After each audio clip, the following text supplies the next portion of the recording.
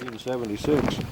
Nobody had worked these streams before, and quite a little gold had washed into the stream beds, and of course gold being heavy ended up in little pockets in the stream beds. If they found one of those pockets, they may get 2 or 3 ounces of gold out of that pocket before it worked out.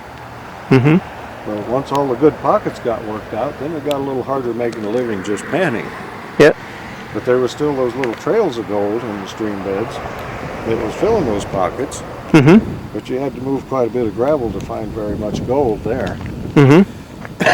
And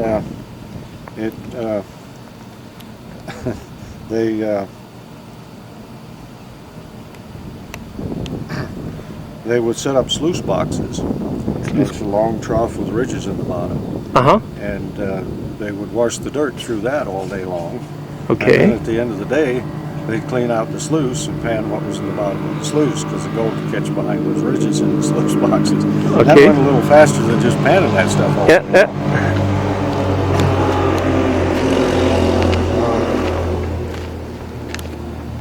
Now sometimes they followed that trail of gold out of the stream beds and into the through the gravels and up the hillsides and found where it was still locked in the rock. And that's when they started doing the hard rock mining. Because they had to dig the rock out and grind it up to get the gold out of it. And the gold came up along with quartz under a lot of heat and pressure a long time ago. And this magma was boiling out all these minerals and everything. And it was coming up and getting a lot of heat and pressure and started forcing everything up. And your quartz and all this stuff was just a hot liquid molten material at that point. And when everything cooled off, wherever these little bubbles of gold were, that's where they got locked up in the quartz rock. And so then many years of heating and cooling and cracking the rock, some of it got away and washed into the stream beds. So that's how they found it in the first place. When they found it in the rock, then they had to get it all ground up to get it out. They'd grind that rock down to a really fine powder. It would release the gold, and then they could separate the gold from the fines after it got really ground up fine, because it got the gold released from the rock. Excuse me. Well, the main means of grinding back then was a stamp mill. And the stamp mill was a pounding device. It just pounded on that rock until it ground it up real fine. The old stamp mill that we have in here is one that was brought into the Black Hills about 1878. It was used on a mine up here by Mystic. And they hauled it in on a wagon and set it up there and used it for a while. But when they quit the mine, they left it sitting there. They weren't about to haul it back out again. But the Hill City Historical Society found it. And they gathered up all the pieces of that old stamp mill they could find, and they hauled it down and sat it in the park. And it sat in the park in Hill City for several years. When Dad started building the museum out here, they told him if he could put that old stamp mill back together so people could see how it worked, he could have it for the museum. So he did.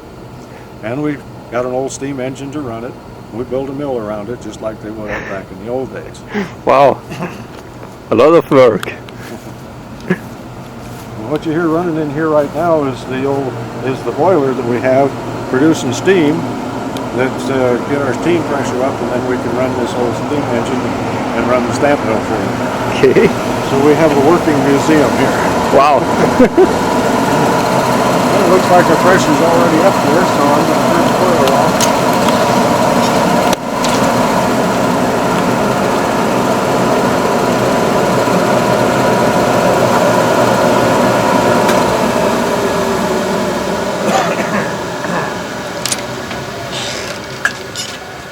I'll show you this old stamp mill back here.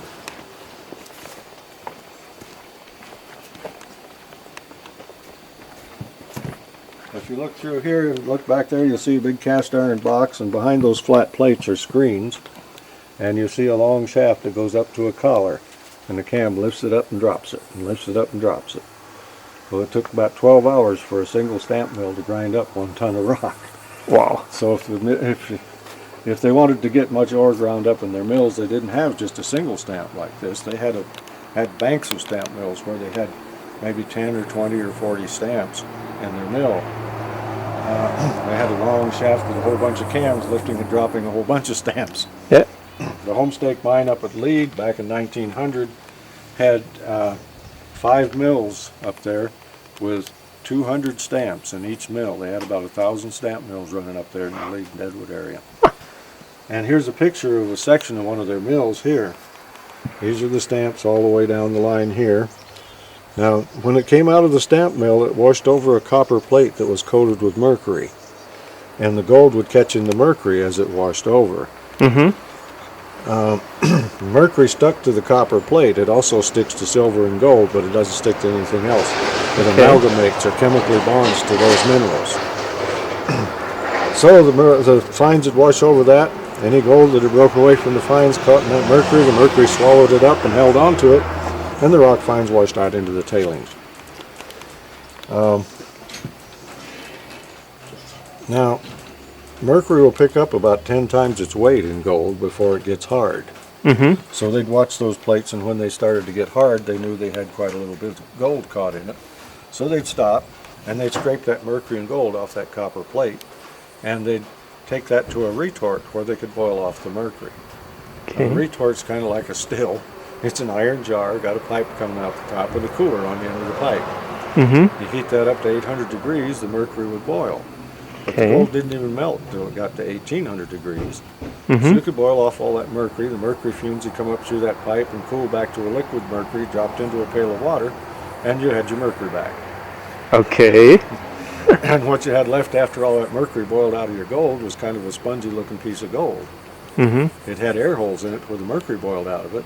It had kind of fused together. It got hot enough to fuse together, but it hadn't melted down. So there was all these little air holes in it where the mercury boiled out of it.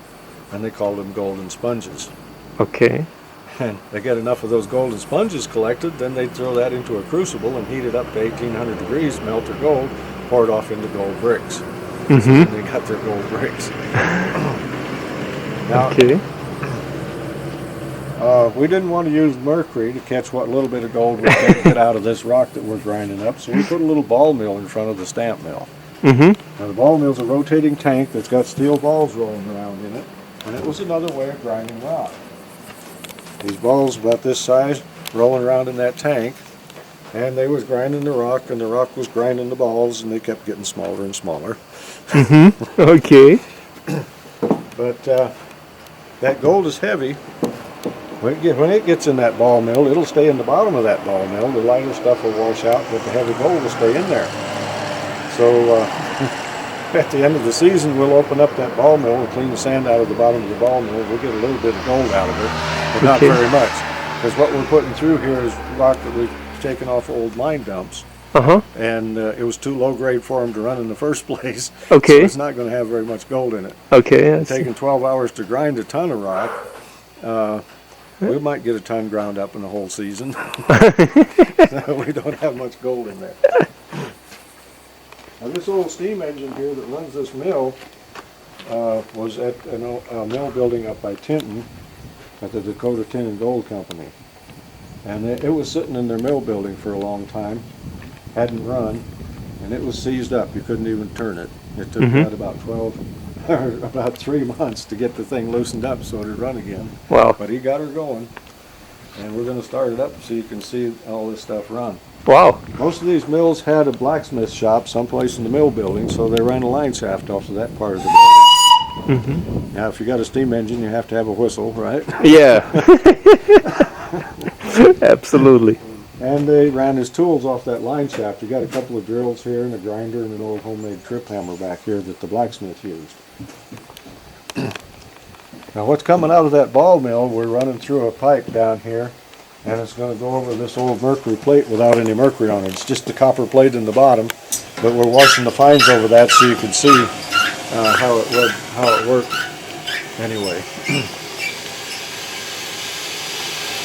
Well, open up the steam valve, get the steam in the head, get this old engine going. There she goes. All right. Wow.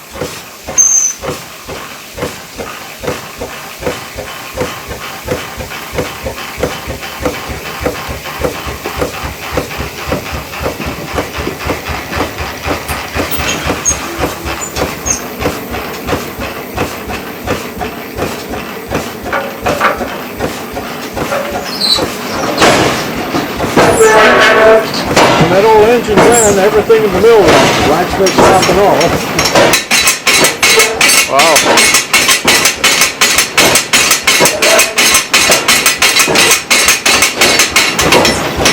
Strip hammer was used by the blacksmith, so we didn't have to pound out everything by hand on the anvil.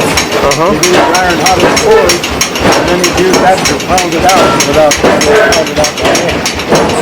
Now there's a stairway over here if you want to go upstairs from up above. Yeah. And you'll see the bin back there and see how we're feeding the water into it. Okay.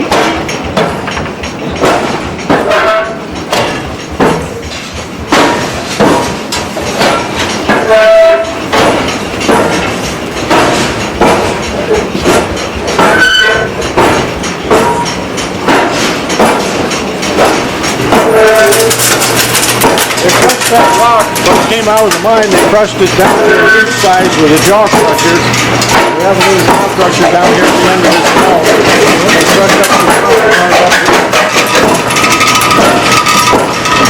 And then it went into the mill after it was crushed down to about an inch wide. Okay.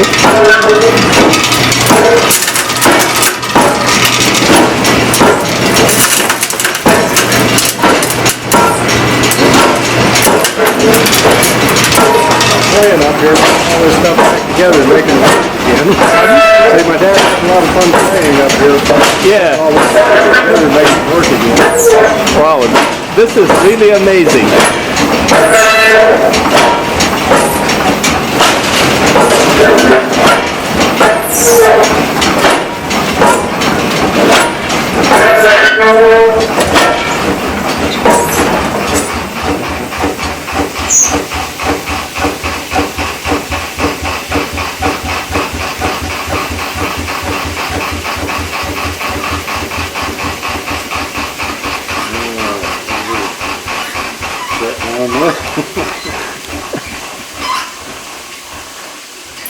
Yeah, that's probably an old steam engine there. Wow. It's probably over 100 years old. They said when we got it, they said that the last time they knew it was running was in, it was running the sawmill back in the early 1920s. Okay. Wow. Yeah, that's a lot of work to get this going.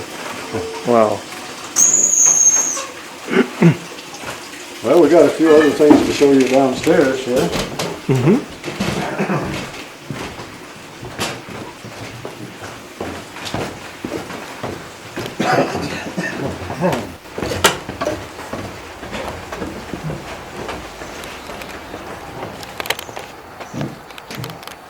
Well, this old winch was at the goldfish mine down by Crazy Horse Mountain, and they were using it to raise and lower an elevator in their mine shaft.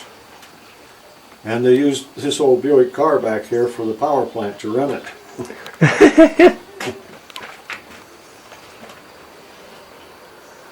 They just ran a line shaft out to the, not a line shaft, they ran the drive shaft out, put a pulley on the end of the drive shaft, and then that's what they used to power this winch.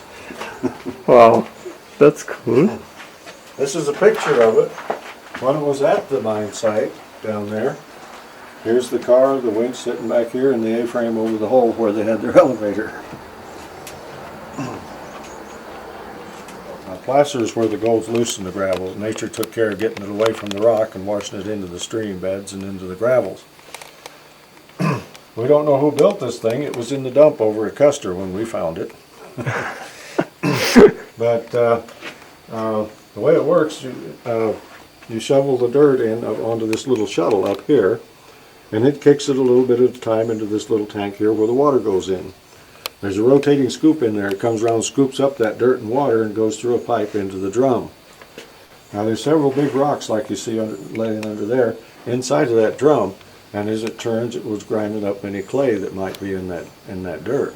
The dissolved clay, water, and light sand washed out the end of that thing, but your heavier sands and gold kept accumulating in there.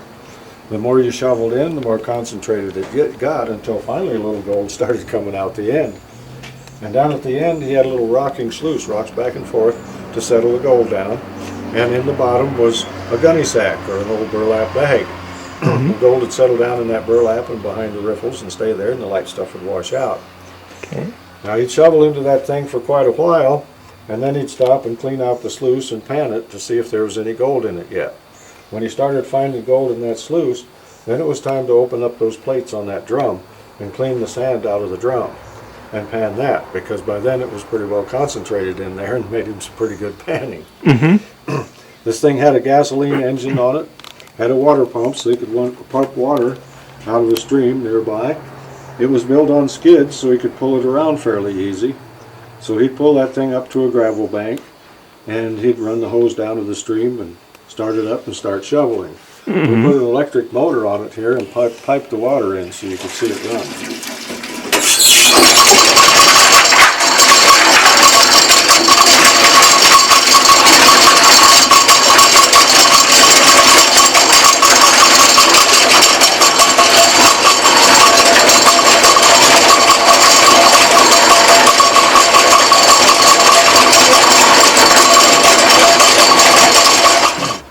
And wooden wheels were pretty popular back then. Kept the wheelwrights busy building wheels for them back then. Now the assay office is where they brought their samples of rock to have it tested to see if it had enough gold to make it worth mining or not. I'll get back there and show you how that works.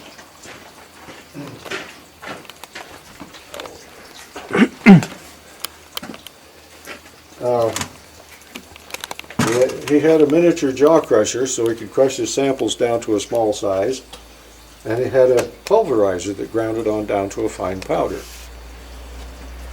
And most of these bigger mines had their own assay offices, and they kept track of the grade level of the ore that they were getting out at certain parts. And some of them had a diamond core drill, like this thing here. And this is an 1886 model diamond core drill that used this little steam engine right here to run that thing.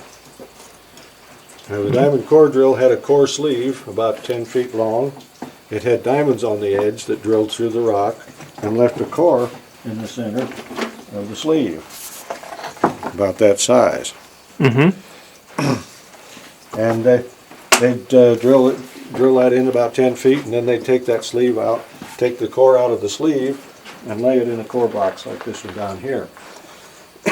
They'd label which hole that was, then they move that someplace else and drill another hole and put that in there. And then they'd take that all to the assayer, and he would grind it up and test it and tell them how many ounces per ton they had at those certain places. Sometimes they brought in rock samples, maybe from an outcropping that they'd follow the trail of gold up to, and they'd have those tested. And let's see if we can grind up a few rocks here. I'm just about out of rocks. I'm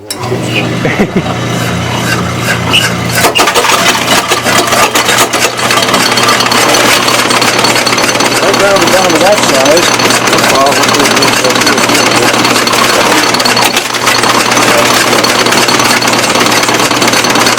And now we're going to put it in a pulverizer and grind it on down to a finer powder.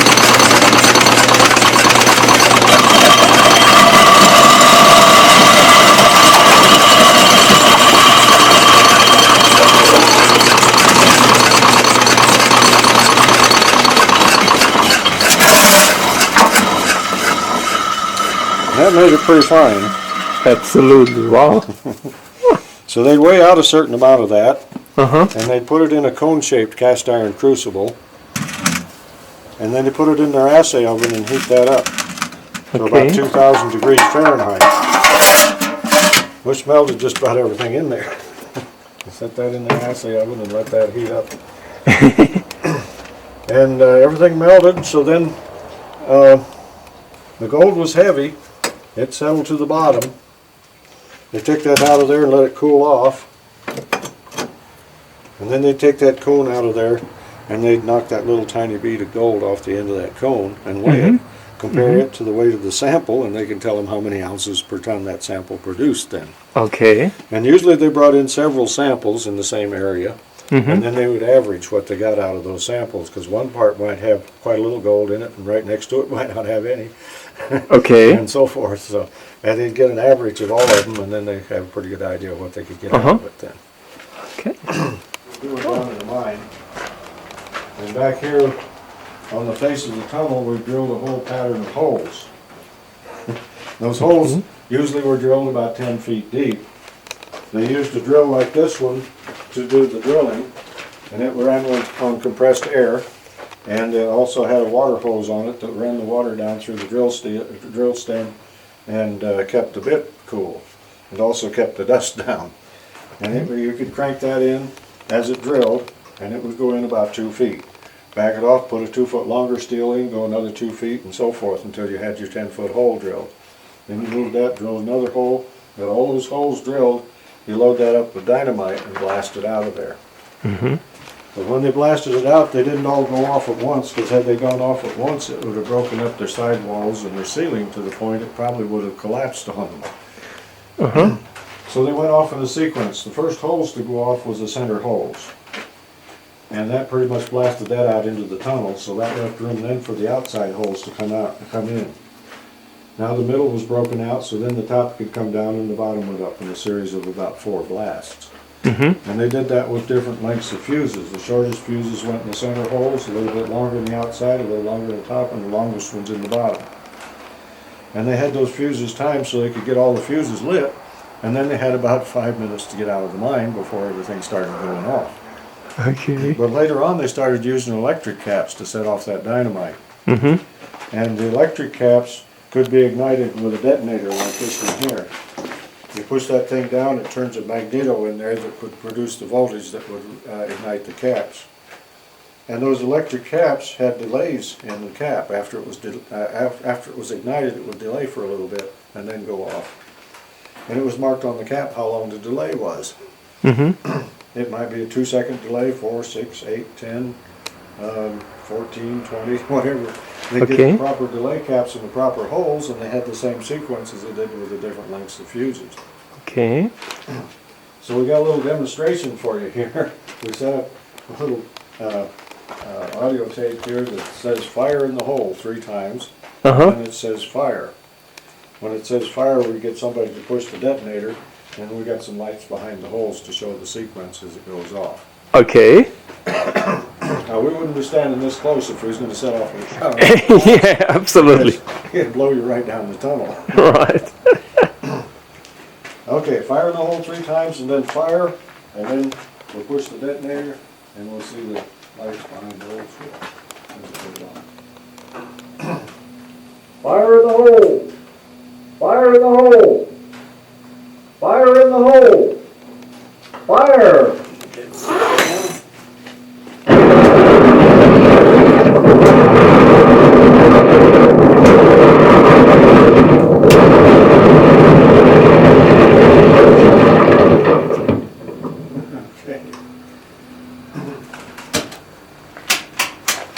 Usually if we have some kids on the tour, we'll let one of them do that. Yeah. And we'll ask them who wants to do the next job. Well, the next job, of course, was that was the job of the muckers, the guys with the shovels. Go in there and dig out all that rock that they'd broken up and load it into an ore car and haul it out. And they would probably have to haul out some of the ore cars before they got that all cleaned out. And then they would start drilling for the next 10 feet. But if they had one of these machines, it made it a little easier for them. This is a little loader. It's got a loader bucket on the front of this thing. And this thing operated on compressed air also. The air hose hooked on over here, and you had air motors that ran the wheels in the bucket. You stood on the platform, operated your valves here. That thing ran up into the pile of rock. It loaded the bucket, and then the bucket would flip up over the top and dump into the ore car that was hooked on behind it. It saved you quite a bit of shoveling that way. This diagram shows how they did their mining. They might have followed that trail of gold up that hillside and found that quartz outcropping. So they dug around that until they figured out how it came out of the ground. And most of these quartz veins didn't come straight up, but they come up at a really steep angle. And sometimes, to start off with, they started off with what they call a glory hole. And they'd follow that steep angle and follow that quartz vein down into the ground, taking it out. And they'd lay a track down that really steep incline and lower an ore car down there with a winch and cable. Mm-hmm. And they'd load it up and bring it out and take it to the mill and grind it up. Now if it looked like it was going to pay off pretty good, then they would sink a shaft and go in underneath the ore vein. And when they was digging that shaft, they used a bucket to bring the rock out until they got down to the point where they was going to start the tunnel. And then they put an elevator in there so they could lower the ore car down the hole. As they dug the tunnel, they laid the track in there, pushed the car in, loaded it, brought it back to the elevator and lifted the ore vein. And they built, right underneath that ore vein, they built a stope, which is basically a big bin underneath the ore vein. They drill up into that ore vein and blast it down into the bin. Then they'd get on top of that broken rock, drill up again, blast it down until they had it all broken out. They could load their ore cars out of a chute like that one back there. And they didn't have to shovel it off the floor. Okay. When they made these tunnels, they made them on a little bit of an upgrade away from the shaft. One reason there was water dripping in down there, and the water had to go someplace, so it would run back to the shaft where they could pump it out. And they'd use the water on the surface for their boilers and their washing process. Also, you could push the empty car up the grade, and when the car was loaded, it was a downgrade back to the elevator, so you could push it both ways fairly easy. Mm-hmm. Once they got that part all worked out, then they'd sink that shaft about 100 feet, go back underneath it again, and work that part out. Then you go down another 100 feet, go back under it again, and work that part out, and keep following that ore vein down into the ground as far as they could go. But each time they went further down, that quartz vein got getting further and further away from their shaft, Mm-hmm. and it got a little harder pushing those cars back and forth by hand. So they lowered mules down in the mine and let those mules pull those ore cars back and forth. Okay. The Homestake mine up at Lead used the mules in the early days, and they had stables down in their mine tunnels where they kept the mules all the time. They just kept them right down there in the mine. Okay. But about 1908, they retired the mules and started using compressed air operated locomotives to pull their ore cars. Mm-hmm. And we got one of these over here.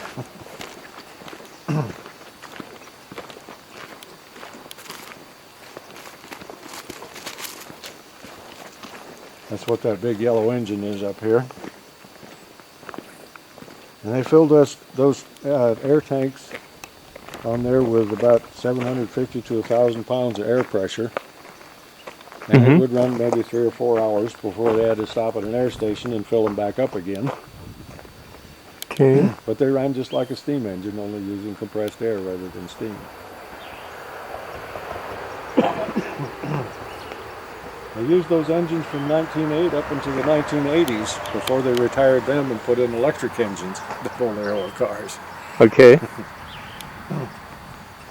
But the old Frerich mine was quite a bit smaller operation than the Homestake. But they built a little locomotive in their shop to pull their ore cars. And this is what it was right here. Okay. And it was pulling these little one-ton cars like you see behind it there. They call that a one-ton car because it held 1 ton of rock. Okay. The one behind that one is a 2-ton car. It held 2 ton. Okay. But this little guy here still runs actually. Oh. But they used an old Wisconsin engine. They had a chain drive down to their clutch. The clutch was a breakover clutch like the old John Deere tractors had. Mm-hmm. And they found a transmission that had forward, reverse, and neutral in it, and a little piece of drive shaft out of an old car. And it was the part of the drive shaft that had the emergency brake on it. Okay. So that was their brakes. The rear end's an old Model A rear end. They cut off the axles, welded sprockets on the end of the axles so they could get a 4-wheel chain drive on that thing. And that's what they were using to pull these cars in their mine tunnels then. Cool. These timbers that you see here came out of the old standby mill up at Rochford when they tore it down.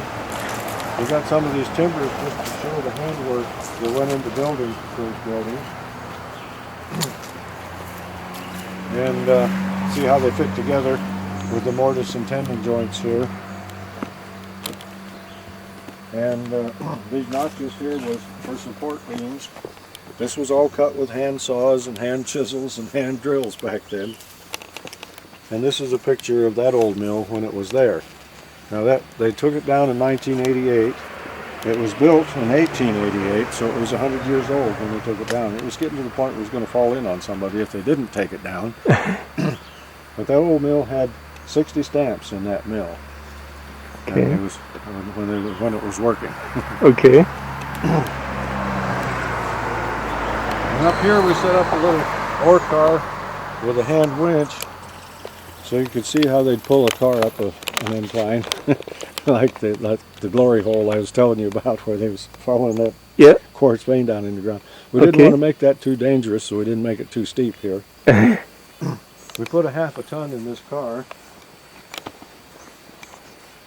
Then we let the kids get back here and see if they can push it up the hill. And it doesn't push up very easy. Yeah. So then we let them go up there and crank it up to the woods. Okay. Excuse me. They got tired of cranking those things by hand though, and they put engines on them later on, like that one there. That's got an old Waukesha engine on that one from Waukesha, Wisconsin. Mm-hmm. The winch that's hooked up to the bucket there on our head frame is what's called a steam donkey. Now they put that thing on skids, and they could fire up that boiler because it had its own boiler built right on it. They fire up the boiler, and they tie the cable to a tree up on the hill, and it'd pull itself up the hill. Okay. So then they anchored it in, pulled their equipment in with it, and then they set it up to run the bucket with the elevator in the mine shaft. Okay. This stuff up here is we collected from old mines. It doesn't work anymore, but we put it on display. Okay. Anyway. But what replaced the stamp mills was rolls, horizontal rolls. And this is a small set of horizontal rolls that was up at Tigerville. And it's got two wheels set really close together. The rock went between the wheels rolled towards each other and pulled the rock between the wheels. And that would grind it up. And a little set of rolls like this would do the job of about 20 stamp mills in the same amount of time. Wow. So it wasn't too long before the rolls took over the grinding and the stamp mills were set aside. Okay. That was about 1915 when they started using them. Uh-huh. We had an old fellow here in the Hill City area. His name was Goldbug Nelson. Pardon? An old fellow here in Hill City area, his name was Goldbug Nelson. Mm-hmm. He was an old prospector that made his living mining gold. Okay. He built his own equipment.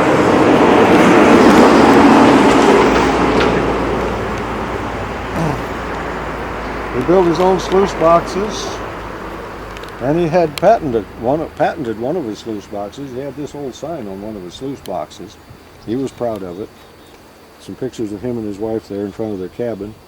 He made that old winch out of an old sickle mower. He took the mower apart and used the parts he needed to make a winch. And he was using that to raise his bucket of rocks out of his hole. Okay. He did a little hard rock mining there too. Yeah. Cool. But he was quite a character. My dad talked to him a few times. Oh, really? But he was working out here in the 1920s, 30s, 40s, and 50s. Uh-huh. And he was killed in an automobile accident in the late 1950s. He was in the 70s at that time. Oh, no. Yeah. Mm-hmm. Now we're going to go down here and show you our mill and show you how we're washing gravel and getting gold out of the gravel here. The mine that we're operating, or that we have, is a mining claim southwest of Custer. Mm-hmm. It's an old ancient riverbed gravel that's ended up on top of a hill. Mm-hmm. Have no idea how it got up on top of that hill, but probably upheavals or whatever over the years. Mm-hmm. But this old river gravel sitting up on top of that hill, and we dig it out with a front end loader. And we drop it over a grizzly, which is iron bars set pretty close together on an angle. Mm-hmm. We drop the loader bucket load over that, and the rocks roll off, and the dirt falls through. what falls through, we load onto the truck and haul it up here and run it through the mill. Okay. This is some of that rock, or some of that dirt that we brought in from the mine and dumped out here. And the panners get a chance to pan some of it. Okay. There's all kinds of different rock in that gravel. Just about anything you can find here in the Black Hills, I think. Even got some cave rock that probably came from a collapsed cave that washed into that old riverbed at one Oh, really? point or another. Oh. We find fossils, shell prints in the limestone, and little pieces of horned coral sometimes. And there's all kinds of garnets. It's just a lot. We can guarantee you'll find garnets in every panful, but we can't guarantee gold in every panful. Because it takes about 10 truckloads of that dirt to get an ounce of gold out of it. Okay. Well. That's about 100 ton. we back our dump truck up here. We'll roll up this tarp, and we dump the load into the bin, and then it's ready to run through the mill.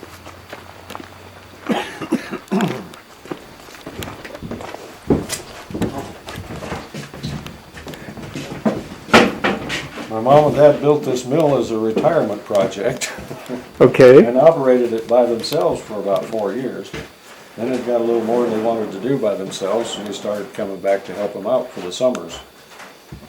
And then when we did that, then Dad started collecting the old mining equipment and putting together the museum up there. Okay. So one person will sit down here and they regulate the amount of dirt coming up out of the bin. It'll come up this belt, drop into this rotating trommel screen. Now water will wash it into that screen, and there's also a pipe inside with water, and it'll wash the gravel clean, and the gravel tumbles out the end of the screen. The dirt that falls through the screen falls onto a sluice down here. You can step on down here if you like. The sluice has got a carpet in the bottom, angle irons for riffles, and the gold settles down in the carpet and behind the riffles, and stays there, and the water washes the dirt off the end. Then it goes down through the wall down here, and if you look through these windows and look down in the lower part of the mill, you'll see another sluice that it washes over and out into a pond out back. And most of the dirt will settle out into that first little pond out there. The water runs over the top of it into the next pond, and it comes around, and there's a float down here with pipes in it, and we pump the water back. And we keep using the water over and over. Okay. We'll start it up for you so you can see it run. Wow. For a little bit. Great. Okay. And it's going to get pretty noisy in here because that rock going through that screen just doesn't go very quietly. Okay. So we'll start it up so you can see it run again.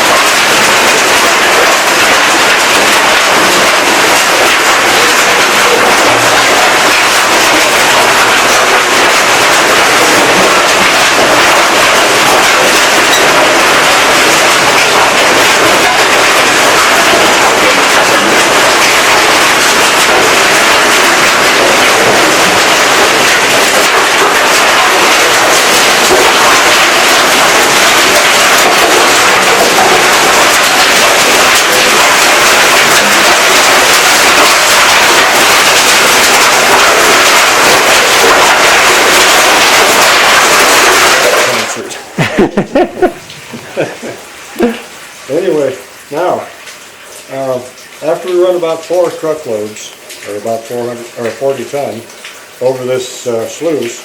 We'll clean off this top sluice because most of the gold is caught right here under the screen in this first sluice. A little fine gold gets off of this one. We catch it down there in that lower sluice, but it doesn't have very much in there usually. So, after 4 truckloads, we'll go down there and we'll scrape off what we can off the top of that carpet. Then we take those angle irons out and we'll roll up that carpet, put it in the bag, lift it out of there, and take it downstairs and wash the sand and gold out of the carpet. And in that 4 truckload cleanup, it usually averages just a little over 1/4 of an ounce of gold that we get out of that. Wow. It takes about 10 truckloads to get an ounce of gold out of it. Yeah, absolutely. Now we'll have about 15 gallons of sand and small gravel that has the gold in it when we take it off that sluice. And we're going to go down here to the lower part of the mill. We'll show you what we do with it after we get it out of there and show you how it's concentrated on down to get the gold out of that thing. Okay. Shall I step out or? Now you can just open that door and we'll go down these stairs if you want. Okay.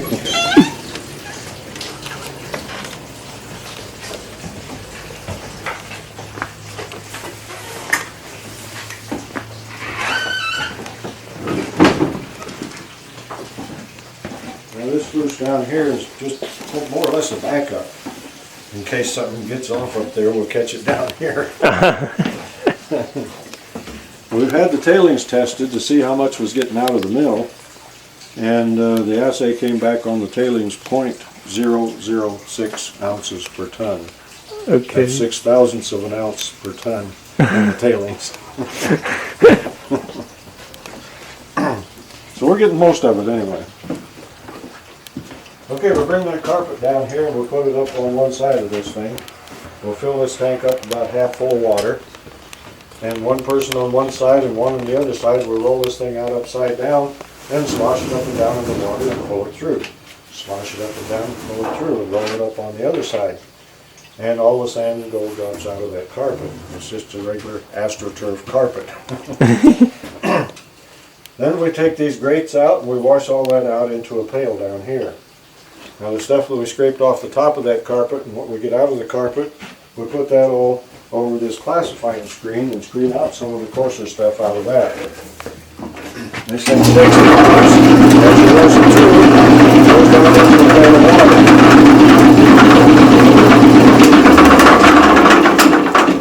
And we get this size gravel out of that, off that screen. So we bring it back around and we put it through this screen. Now most of the gold we get will go through that screen. Most of it's pretty small. But maybe in a 4 truckload cleanup we might have 1 or 2 flakes that are too big to go through that screen. And what stays on top of that screen is what you see in this pail. Now we'll pan through all that gravel to make sure we don't throw any nuggets away. But most of the gold's down there in the pail again. Okay. And we got about 8 gallons of sand after we get all the gravel out of it. So we take that over to our heavy mineral table over here in the garage and concentrate it one more time yet before we pan the gold out of it. And Dad was going to buy a classifying screen. He looked in the catalog and they wanted about $600 for one. Well, But he figured he could build one cheaper than that. So we went to the junk pile and got the harrow teeth off the old spring tooth harrow and put it under there for springs. The heavy wheel over here that shakes the box is an otter wheel off an old grain binder. And us kids' go-kart was in the junk pile, so we used the axle out of the go-kart. And the angle irons, a sheet metal, and a couple of screen boxes and had it made. cool. We'll show you how that heavy mineral table works, and then we'll go in and see what the gold looks like. Now they had to build up in order to get the water flow the way they wanted in the mill. So they brought in all these big rocks and stacked them in here, and then built the mill on top of the rock pile. But Dad said if he was going to have a rock pile, he'd have a pretty rock pile anyway. He got these rocks from old mine dumps around Keystone and Custer, where they was mining out the feldspar and the rose quartz and the mica and the beryl and tantalum and lithium and all kinds of different minerals out of these rocks, but not much gold in those rocks. Yeah. But they're pretty rocks anyway. Mm-hmm.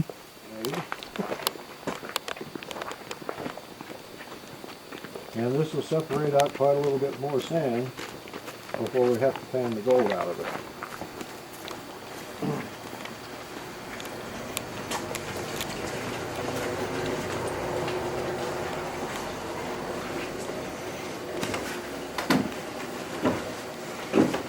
Now this thing works on a principle of vibration and water.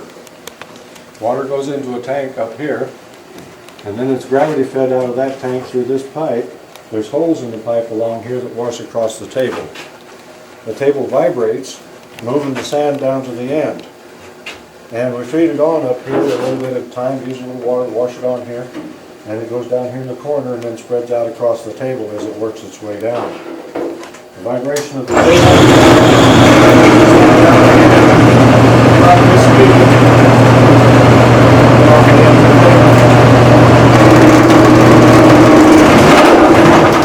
Water hits that sand, it'll wash the lighter sand over those ridges.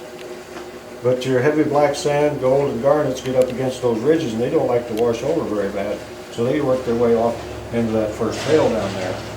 Medium weight sand goes over a few ridges, goes out in the middle pail, and the lighter sand a few more ridges into the third pail.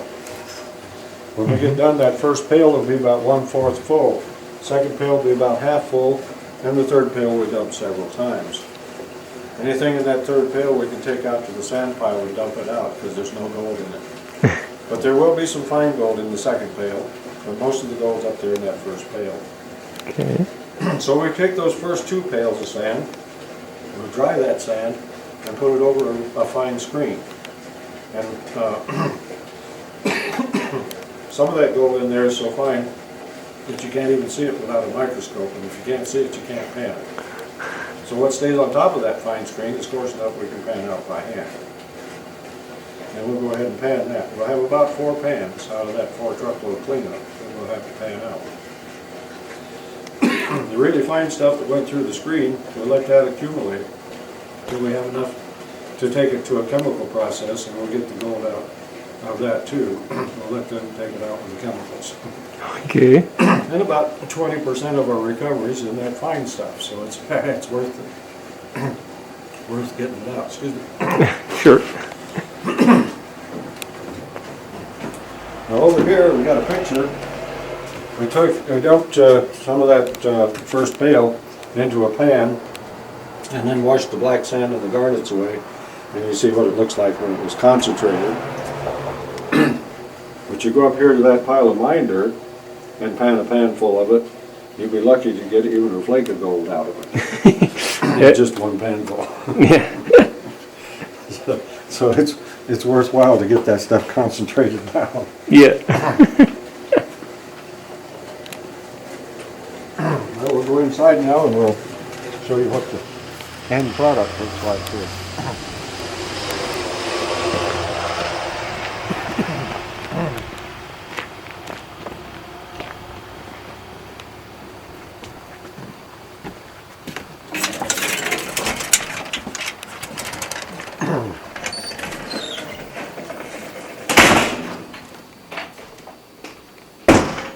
Over here is our display case, and down here in these little bottles is what you see, or what you see what the gold looks like that we get out of that dirt. And the middle bottle is the size that we find most. Okay. most of it's that size. The really fine stuff is still in the sand in this bottle. And if we shake it up here a little bit, you might see a little specks of gold in that fine sand. But it's really hard to separate out of that fine sand. Yeah. This one here is the normal size of the gold in most cases. But sometimes they come out a little bigger, but not too often. It took a few seasons to get this size flakes. Wow. And to fill this bottle with this size flakes, I should say, we got 3 ounces in this bottle to give you an idea of the weight of the gold. Okay. Wow. Okay. Now the biggest nuggets we found you see in this little blue box down here. Mm-hmm. Now, I was telling you about that retort and how the mercury boils away from your gold, and this is what's left after the mercury boils out of it. It's got air holes in it where the mercury boiled out. Looks kind of like a sponge. Mm-hmm. Okay. Now, if you melted that piece, poured it into a mold, it would come out the size of this piece without the air holes in it. Mm-hmm. Okay.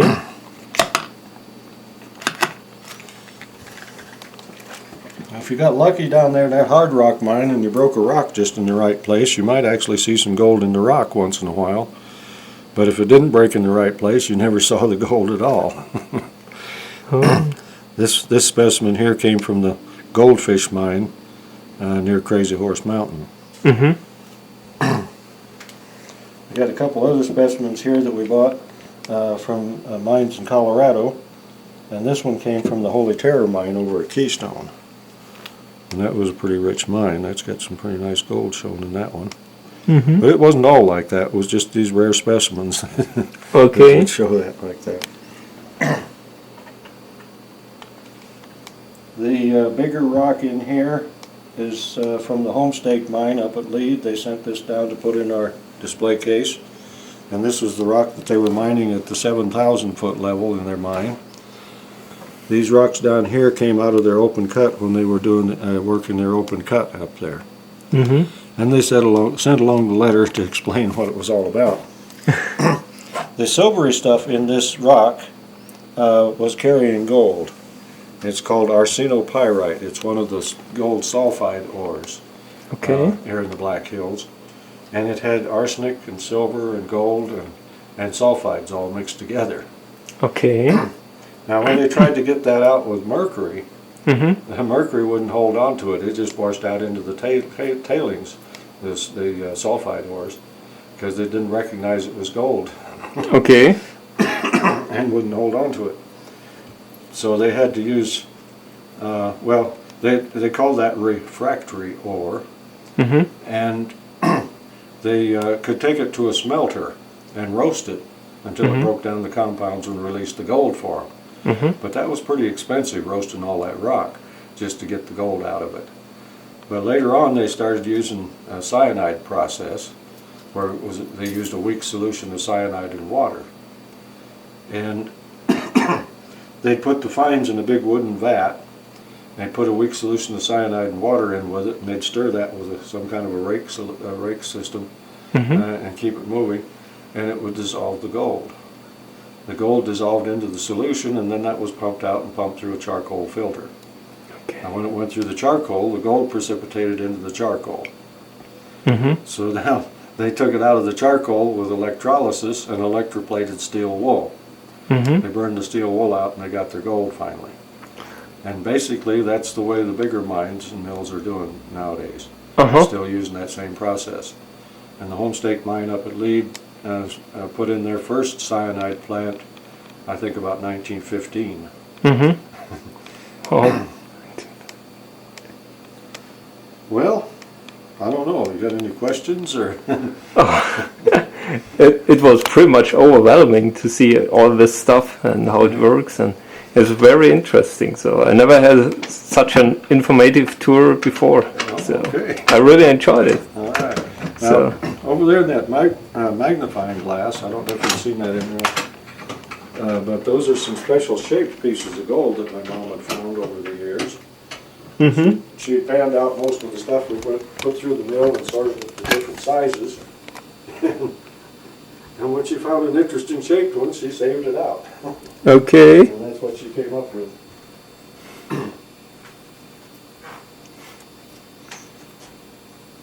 And we put the penny in there so you could see how much we magnified that stuff. Yeah. Some of them were pretty small.